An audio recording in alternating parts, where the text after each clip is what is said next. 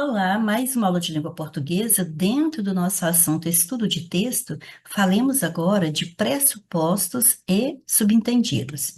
Nós vamos ver numa análise de texto que vamos chamar de pressupostos ou de pressuposto, a própria palavra já te adianta o que é, o pré é o que vem antes, então supor é aquilo que você pode deduzir, aquilo que você pode imaginar, então é aquilo que você vai poder identificar por meio de expressões ou por meio de palavras que vão estar presentes nas frases que você vai ler, ou que você vai ouvir, e que possibilitam você pensar em algo que te informam algo. Isso é verdadeiro e é irrefutável. Por exemplo, se alguém lhe diz que decidiu parar de beber, se você disser assim para a pessoa, eu não sabia que você bebia, não tem como a pessoa falar, uai, eu não bebo. Ou então, como que você vai parar aquilo que você não começou, né? Então, ou seja, é irrefutável essa interpretação que você fez da fala da pessoa. Ou seja, então você bebia e eu nem sabia, né? Outro exemplo, finalmente acabei meu trabalho. Olha, se alguém diz isso com este advérbio aqui, finalmente, é claro que eu posso deduzir que você julga ter sido um trabalho demorado, ter sido um trabalho longo, gastou muito tempo para executá-lo. Então, quando eu falo assim, eu nem sabia que você estava demorando para terminar esse trabalho a que se referiu. Então, não tem como a pessoa falar assim, não, foi rapidinho. Ou então, como que você faz algo que é rápido e diz, finalmente acabei meu trabalho? Não tem como, esse advérbio, essa palavra aí, é um pressuposto de algo que foi demorado, certo? Ao passo que quando estivermos com uma informação que é subentendida, aí você não tem uma palavra, uma expressão presente no texto para você apoiar nela para dizer, para deduzir algo. Então, você pode tirar conclusões, sim, mas não há um, um referente no texto que endossa a sua interpretação. Dessa forma, os subentendidos, eles podem ser verdadeiros ou não. Ou seja, aquilo que eu subentender da sua fala ou daquilo que eu estiver lendo pode ser verdade ou não. Então, há como a pessoa negar aquilo que você deduziu. Por exemplo, se a pessoa disser, não se esqueça de trancar a porta ao sair. Aí, se você falar assim, nossa, aqui é perigoso deixar a porta aberta, né? Então, olha, a pessoa pode deduzir isso, que aqui é perigoso deixar a porta aberta. Aí a pessoa fala assim, não, aqui não tem perigo nenhum. Aqui você pode dormir de portas abertas, é totalmente seguro. Ah, então por que que você falou para não se esquecer de trancar a porta? Ah, não, é porque está ventando muito e o trinco não está segurando, então um vento forte pode abrir a porta e trazer muita poeira para dentro de casa. Ou seja, perfeitamente possível de a pessoa contra-argumentar com você dessa forma. Então, o subentendido é aquilo que pode ser verdadeiro. E a pessoa poderia ter falado, é assim, é perigoso aqui deixar portas abertas, mas ela pode negar isso e dizer que é por outro motivo, certo? Porque não existe uma palavra ali, uma expressão que não tem como, que não há como a gente fugir da informação concluída ali, certo? Não tem. Então, aqui eu posso concluir isso aqui, que é perigoso deixar a porta aberta, mas ela pode dar aquela outra razão para ter que trancar a porta. Olha outro exemplo. O João não pode mais dirigir um carro. Aí existe aqui um pressuposto. Isso é claro, porque se ele não pode mais, olha só, não pode mais, é porque antes ele dirigia. Então isso não tem como a pessoa negar. Veja bem, se eu falar assim, ué, eu nem sabia que o João dirigia, que eu nunca ouvi dirigindo. A pessoa não pode dizer assim, não, ele não dirige, ele nunca tirou carta. Oi, é impossível a pessoa falar isso, que ela nunca tirou uma carta, que ela nunca dirigiu, certo? Não tem como quando ela colocou essa palavra na frase, não pode mais dirigir um carro. Então, quer dizer que antes ele dirigia sim. Então, isso é pressuposto, é irrefutável. Mas, daí eu posso tirar o seguinte subentendido. Talvez o João não dirija mais porque sua carteira de motorista foi cassada ou porque ele sofreu um acidente grave que não permite, né, que ele pratique mais essa ação, ou seja, pode ser qualquer uma, é, qualquer uma dessas duas aí, ou até outros motivos que impedem que o João não possa mais dirigir um carro. Mas veja bem que pode ser qualquer uma dessas duas razões apontadas como outra, então a que eu disser para a pessoa, ela pode refutar. Certo? Enquanto o pressuposto é irrefutável, porque vai existir na frase uma palavra ou expressão que só nos dá que nos dá a certeza de algo que aconteceu antes, né, de algo anterior àquela informação e que a pessoa não pode negar, certo? O subentendido pode. Daí, vamos ver na questão um o que é que nós vamos perceber aqui nesse trecho sobre as palavras destacadas. Veja que a palavra é a mesma, ó, é até e até. Então, nós, ao lermos o trecho um, nós vamos ver a seguinte informação. A esta frustração correspondia um sonho. A lesma queria ser como aquele parente distante, o escargot. O simples nome já a deixava fascinada. Um termo francês, elegante, sofisticado, um termo que as pessoas pronunciavam com respeito e até com admiração.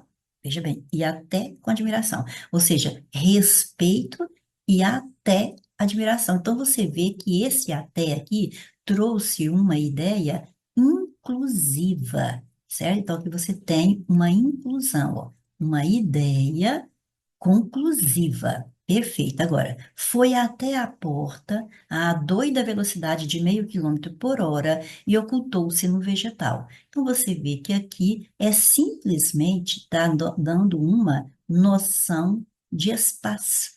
Então, uma noção espacial aqui.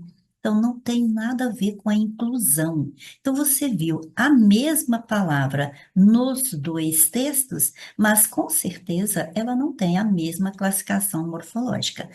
Quando você tem apenas a noção espacial, como viu no exemplo 2, você tem ali uma preposição. Então, este até é uma preposição. Mas quando ele traz uma ideia inclusiva, aí ele classificar-se-á como um advérbio de inclusão ou uma palavra denotativa de inclusão, certo?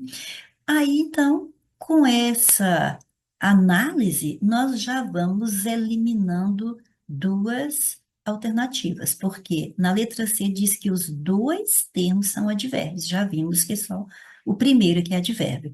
Na letra D diz que os dois termos são preposições, aí já vimos que só o 2 que é a preposição, certo? Então, vejamos. Letra A, o termo um é um advérbio e funciona como marca indicadora de uma informação pressuposta. Bom, então, que ele é advérbio, sim. O 2 é uma preposição, também está certo, e funciona como marca indicadora de uma informação subentendida. Bom, então veja bem. Para começar, você observa que o subentendido ele não traz a palavra na frase para que você tire aquela informação, certo? Então, e daí A preposição sozinha também não vai fazer isso, não vai trazer uma informação subentendida, não foi o que trouxe aqui, e sim o que está na letra A, porque na letra A, quando você diz que as pessoas pronunciavam com respeito e até com admiração, aí você vê que a pessoa inclui ali algo a mais, né? Inclui algo nessa informação e eu poderia até pressupor aqui, né? Não é subentender, é pressupor que essa questão de até com admiração, não seria algo assim tão comum, né? Não seria algo esperado, mas quando ele disse até com admiração, aí eu vejo que a pessoa colocou essa informação, aí também eu posso tirar essa conclusão. Então, letra A, sem mais delongas. Na questão 2 nós temos um texto e ele é um pouco longo, mas vejamos aqui o que pede o enunciado, que ao lê-lo nós já vamos tirando conclusões, quer ver? Sobre o título do texto, então, olha, o título do texto. É correto afirmar que ele permite o resgate de uma informação implícita. Então, vamos ver. Mais uma distorção. Comunicar é o que importa. Ah, sim, então vamos lá. Mais uma distorção. O que que está, será o que é que está distorcido na opinião do nosso autor? Então, comunicar é o que importa. Vejamos. Aí nós vamos ver se teremos uma informação ali pressuposta ou subentendida. Existe na cultura escolar, no que diz respeito ao ensino de língua, uma ideia muito entranhada e que precisa ser veementemente exposta e combatida. Então, existe algo que o autor diz que precisa ser exposta, precisa trazer à luz e precisa ser combatida. O que será essa ideia? É a noção de que o que importa é comunicar, de que se a mensagem foi transmitida, tudo bem, e coisa assim. Bom, então quer dizer que dá para eu perceber até aqui que para o autor precisa combater essa noção de que o que importa é comunicar. Não é só comunicar, não. Não é só a mensagem ser transmitida, não. Vamos ver o que mais para ele. É fundamental deixar bem claro aqui que não, não e não. Então, só essa repetição do não aqui já me faz deduzir, né, o posicionamento do autor, que ele não concorda que comunicar simplesmente é o que importa. Então, agora eu estou entendendo qual é essa distorção. Então, distorção aqui para ele é essa ideia de que o que importa é comunicar. Eu me comuniquei, então pronto, tá tudo bem, certo? Então vamos ver mais.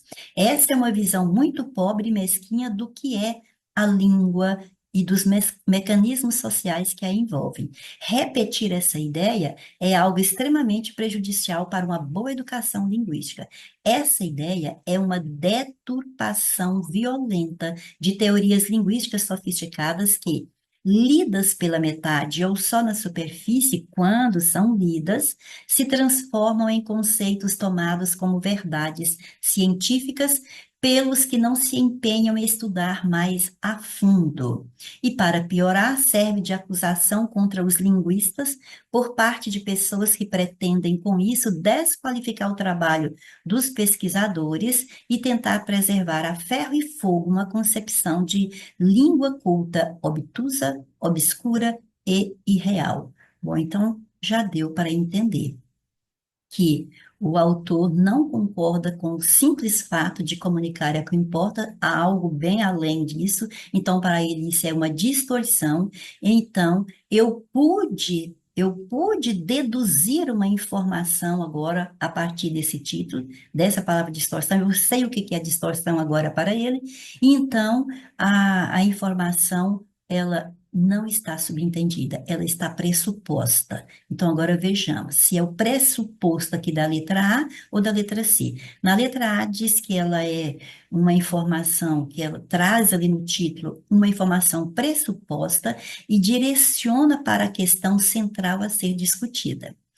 E na letra C diz que é pressuposta e gera uma expectativa a ser desconstruída pela leitura do texto. Então, não houve uma desconstrução de algo ali, e sim, ele está nos direcionando para a questão central a ser discutida, que é a distorção para aqueles que acham que comunicar é só o que importa. Então, para ele, existem mais coisas, nos mecanismos da língua e que precisam ser observados, e não simplesmente o fato de comunicar o que importa, trazendo a letra A como nossa resposta. Então, marquemos aqui a letra A, ok?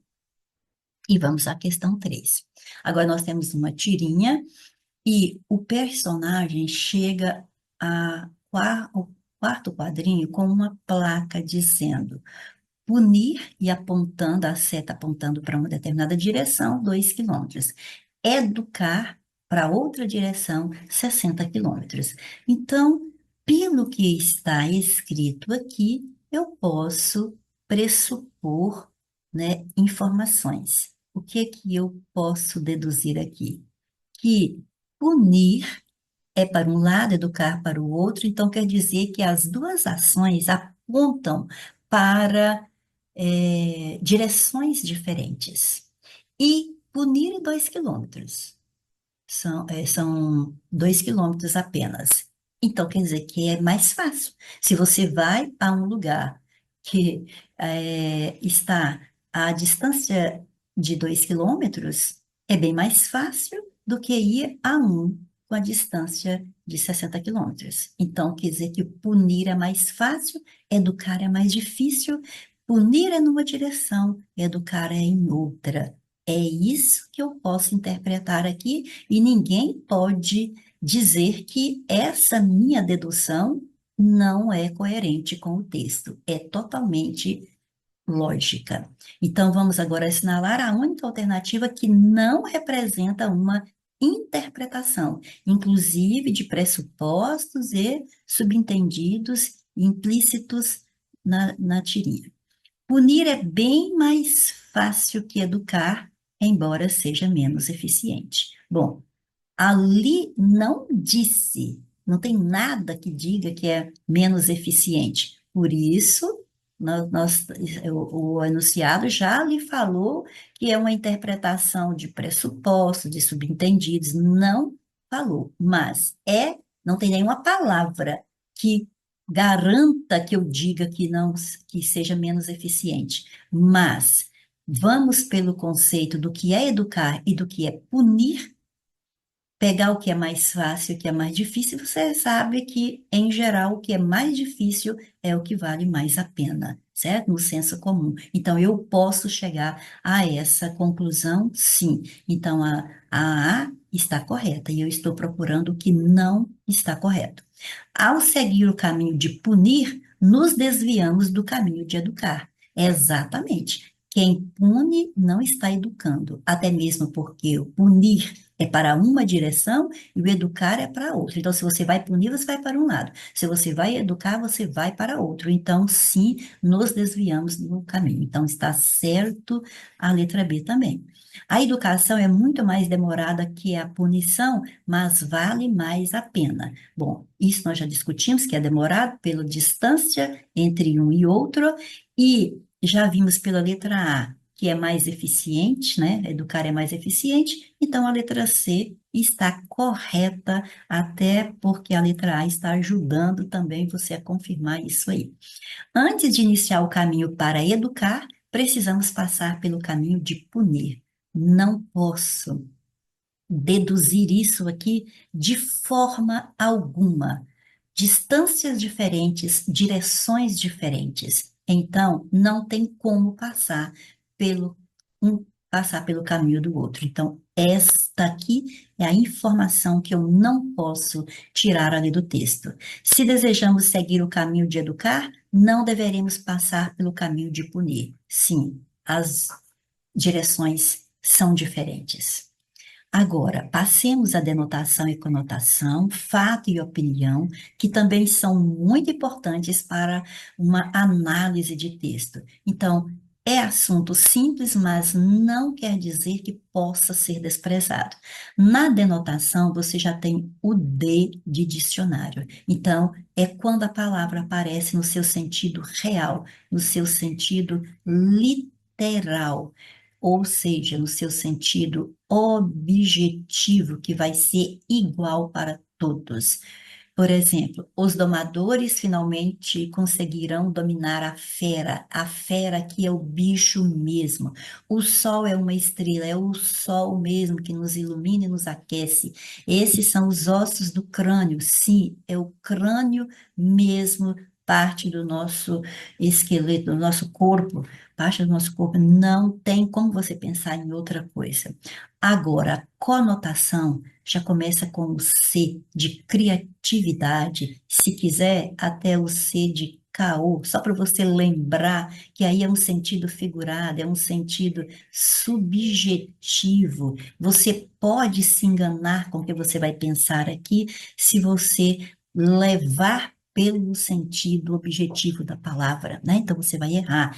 Então vejamos, Letícia é uma fera com está uma fera com rosa. Então, veja bem, ela está uma fera. Nós temos aqui uma metáfora. A Letícia não é uma fera, ela é uma pessoa, só que ela está muito brava, ela está irada com a rosa. A rosa deve ter aprontado. Você é o sol da minha vida. Você não me ilumina e nem me aquece, mas você, literalmente falando, né? Mas você subjetivamente falando, você aquece minha alma, você é a luz da minha vida, certo? Então, eu posso fazer uma comparação implícita aqui, porque aqui é uma metáfora, uma comparação implícita, porque não tem o elemento comparativo como com o Sol, certo? Henrique é um crânio em matemática, então não é uma parte do nosso corpo, mas significa que ele é muito esperto, que ele é muito inteligente em matemática, que ele é exímio em matemática, certo? Então aqui você tem exemplos de metáforas, sentido subjetivo que você deu a uma palavra, por uma relação de semelhança entre duas coisas ou dois seres, né? Então vamos agora ao fato e opinião. Ou seja, fato é aquilo que acontece mesmo. Então você está lendo um texto e o texto pode trazer uma informação que é algo que realmente aconteceu, certo? Ó, aquilo que acontece. Por exemplo, a Covid-19 é o nome da doença causada pelo coronavírus. Então, ninguém discute que isso é um fato, que isso é um acontecimento. A Copa do Mundo acontece de 4 em 4 anos. A próxima será em 2026. Pronto, ninguém discute isso. Agora, a opinião é um ponto de vista a respeito de um determinado fato. Por exemplo, o brigadeiro é o melhor doce do mundo. Então, o brigadeiro é um doce, é gostoso no senso comum. É difícil encontrar alguém que não vá gostar, mas daí eu dizer que ele é o melhor do mundo, aí já é uma opinião minha, isso já não é um fato. Jogar xadrez é mais legal que jogar futebol. É mais legal para mim, para o outro vai ser jogar futebol. Então, isso é apenas opinião, não é um fato. Ok? Então, vejamos agora na questão 1, qual alternativa vai completar essas três lacunas aí. Vejamos. Como primeira porta de entrada nesse vasto mundo do significado das palavras, comecemos a observá-las sob os conceitos de denotação e conotação.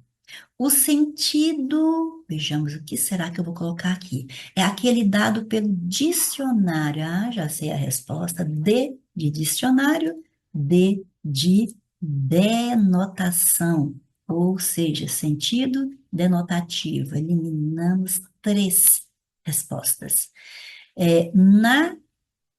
Será que é denotação ou conotação, né? O sentido é referencial, é próprio, usual ou literal. Então, é referencial, então é objetivo, é literal. Então, de novo, é a denotação e não conotação. Já temos o gabarito. E para terminar, já o sentido, aí é lógico que é conotativo, é o sentido que a palavra ganha no texto, ela ganha no texto por força, geralmente, de comparações, associações de ideias. Então, letra A, na número 1. 2, o sentido conotativo e denotativo, ou seja, olha, aquele que é a criatividade, aquele que é do dicionário, são recursos da língua que estão associados com os significados das palavras ou de expressões. Mensagens que possuem significados subjetivos e figurados, que é o conotativo, já está aqui, apresentam sentido conotativo. Por sua vez, mensagens em sentido literal são denotativas. Sabendo disso, qual das frases seguintes está no sentido conotativo, ou seja, no sentido figurado? A anta é também chamada de tapir. Então, aqui eu tenho é anta, anta mesmo. Eu não estou chamando ninguém de anta. Então, sentido, não é isso que eu quero colocar. D de denotação. Essa pedra vem de uma região isolada. É pedra mesmo. Eu não estou dizendo que alguém é uma pedra no meu caminho. É o sentido literal da palavra. Então, é um pedaço, é um fragmento de rocha mesmo. Choveram críticas à peça. Bom, choveram críticas, críticas choveram. Então, o que que eu tenho aqui? Eu tenho o verbo chover, mas não no sentido literal de chuva que cai do céu, mas sim no sentido figurado de, né, sentido figurado de muitas críticas que aconteceram, certo? Figurando aqui o sentido de muitas críticas. Ela comprou um vestido vermelho, é vestido mesmo e pronto, e vermelho mesmo. Então, denotação em A, B e D e conotação na letra C, C de conotativo, ok? Na questão 3, nós vamos assinalar o excerto em que não se pode verificar a utilização deliberada de uma expressão conotativa. Identifique-o. Então, vamos ver, ó. Não é conotação. Em um mundo repleto de preconceitos inconscientes e barreiras sistêmicas, é essencial para as mulheres utilizar essas habilidades para romper os tetos de vidros, tetos de vidro impostos sobre nós. Tetos de vidro. Existem tetos de vidro, literalmente falando, mas aqui nós não estamos falando desses tetos construídos com vidro, e sim da fragilidade que às vezes se encontram as mulheres, né? Ou seja, as coisas para as mulheres às vezes estão, ou seja, é essencial para as mulheres utilizar essas habilidades para romper os tetos de vidros impostos sobre nós. Ou seja, qualquer motivo pode fazer desabar as coisas na nossa cabeça. Então, isso aqui é conotação, ok? Conotação. Contra a corrente, ela abriu sua própria marca de sapatos aos 22 anos. Foi agente crucial no desenvolvimento da cena da moda carioca nos anos 2000 e teve uma colaboração relevante com os primórdios da reserva. Então, contra a corrente não é uma corrente literalmente falando aqui. Então, aqui também nós temos conotação.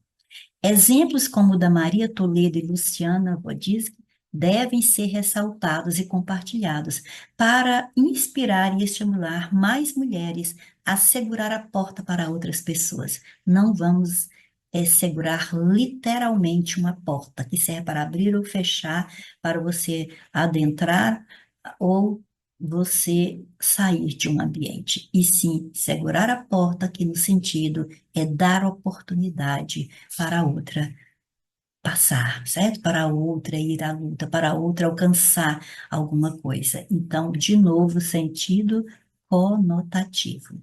Ao completar o ensino médio no ano da pandemia, seus planos de ensino superior foram pelos ares. Então, quer dizer que eles não se concretizaram, mas não, você não viu planos flutuando aí como balões pelos ares, certo? Então, de novo, é uma conotação, então sobrou-nos a letra E. Provamos que as mulheres não apenas são capazes de prosperar em qualquer ambiente, mas também são agentes indispensáveis de mudança. Aí sim, nós temos denotação perfeitamente na letra E. Na questão 4, nós vamos ler o trecho de uma crônica, que já vou adiantando, pedindo desculpa, porque faltou aí no seu material este parágrafo aqui, tá? Mas não vai faltar comentário suficiente para que você entenda o que aconteceu aqui. Então, para que eu vou ler este texto aqui? Eu vou ler esse trecho de crônica para assinalar a alternativa que apresenta de forma explícita uma opinião do autor. Então, nós falamos há pouco que opinião é aquilo, é o posicionamento, é o ponto de vista de alguém a respeito de um fato. E o fato é o acontecimento em si, independente do que eu penso ou não, certo? Então, antes de ler o texto, já dá para eu adiantar que a letra C, quando diz, lá no primeiro parágrafo, como as quermesses eram anuais, elas só se falavam uma vez por ano e sempre pelo alto-falante. Então, veja bem, ser anual, a quermesse, é um fato, não é opinião do autor. Então, eu já posso eliminar a letra C. E também quando ele fala, ouvi dizer que é cada vez maior o número de pessoas que se conhecem pela internet e acabam casando ou vivendo juntas uma semana depois. Veja bem que ele está adiantando aqui, ó, ouviu dizer. Então, isso aqui não é a opinião do autor. Isso aqui é também eliminado, certo? Então, agora eu já vou lendo o texto com mais facilidade de acerto, porque só estou entre duas alternativas. Então, de volta ao grunhido. Ouvi dizer que é cada vez maior o número de pessoas que se conhecem pela internet e acabam casando ou vivendo juntas uma semana depois. As conversas por computador são necessariamente sucintas e práticas e não permitem namoros longos ou qualquer tipo de aproximação por etapas. Estamos longe, por exemplo, do tempo em que as pessoas se viam numa quermesse de igreja e se mandavam recados pelo alto-falante. Como as quermesses eram anuais, elas só se falavam uma vez por ano e sempre pelo alto-falante. Então, é aquilo que nós eliminamos lá na letra C. É um fato, não é a opinião do autor.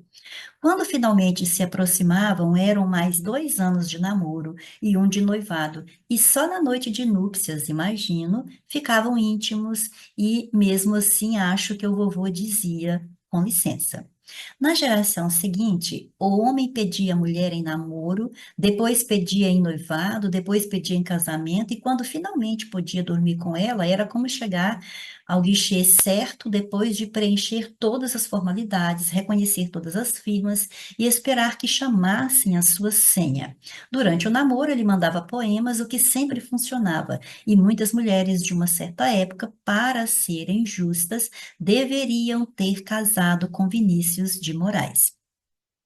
As pessoas dizem que houve uma revolução sexual. Então, que ó, as pessoas dizem. Agora, o que houve foi o fechamento de um ciclo, uma involução. Então, veja que esse pedaço aqui é o posicionamento do autor. Para o autor, foi isso aqui que aconteceu. Ué. No tempo das cavernas, o macho abordava a fêmea, grunhia alguma coisa e a levava para a cama ou para o mato. Com o tempo, desenvolveram-se a corte, a etiqueta da conquista, todo o ritual de aproximação, que chegou a exageros de regras e restrições, e depois foi se abreviando aos poucos até voltarmos hoje ao grunhido básico, só que eletrônico. fechou-se o ciclo. A corte, claro, tinha sua justificativa. Dava à mulher a oportunidade de cumprir seu papel na evolução, selecionando para a procriação aqueles machos que, durante a aproximação, mostravam ter aptidões que favoreceriam a espécie como potência física ou econômica, ou até um gosto por Vinícius de Moraes. Isso quando podiam selecionar e a escolha não era feita por elas. Então, isso aqui é a letra B, mas você observa que isso aqui foi uma realidade por gerações, né? Por séculos na criação da familiar, né? Na educação familiar. Então, isso não é opinião do autor, isso é um fato. Então, aí elimina a letra B e realmente é a letra A, como já havíamos apontado aqui, que é uma opinião do autor dentro do texto, ok? Então, por hoje é isso aí e aguardo você para a nossa próxima aula, se Deus permitir. Até lá!